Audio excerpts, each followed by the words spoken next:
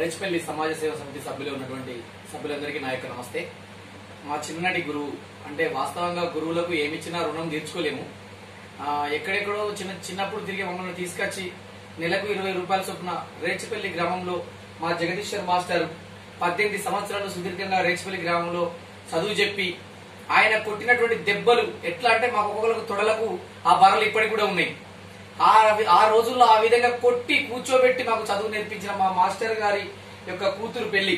So ఆ పెళ్లికి రేచపల్లి సమాజ సేవ సమితి ఉన్నటువంటి సభ్యులు, అట్లాగే మాస్టర్ దగ్గర చదువుకున్నటువంటి చిన్నప్పటి నుంచి చదువుకున్నటువంటి స్టూడెంట్స్ మేమందరం కలిసి, అంటే ఇంకా నాకు నేమ్స్ అనేవి గుర్తులేవు కానీ వంశీ, ఇప్పుడు మేము ముఖ్యంగా ఇప్పుడు అందరం తిరిగినాము కష్టపడి, అంటే అందరం తిరిగి కష్టపడి జమ చేసినటువంటి అమౌంట్ 19,128 రూపాయలను మా మాస్టర్ గారికి ఇవ్వడం జరుగుతుంది.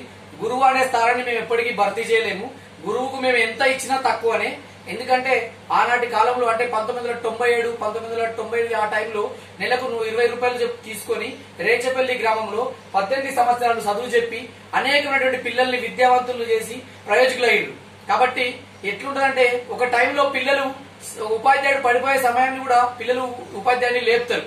కాబట్టి మేము మా ఉపాధ్యాయుడు అయినటువంటి మా గురువు అయినటువంటి మా చిన్నప్పటి గురువుకు మేము ఎప్పుడు అండగా ఉంటామని చెప్పి మాటిస్తూ మనందరి పక్షాన, రేచపల్లి సమాజ సేవ సమితి పక్షాన, అలాగే రేచపల్లి విద్యార్థులు సార్ దగ్గర చదువుకున్న విద్యార్థుల పక్షాన, అందరి పక్షాన ఈ రోజు మన వంశీ మరియు నేను వచ్చి సార్కు అండ్ సార్ వాళ్ళ మేడము అండ్ పాప ఒక పెళ్లికి 19,128 రూపాయలు ఇవ్వడం జరుగుతుంది.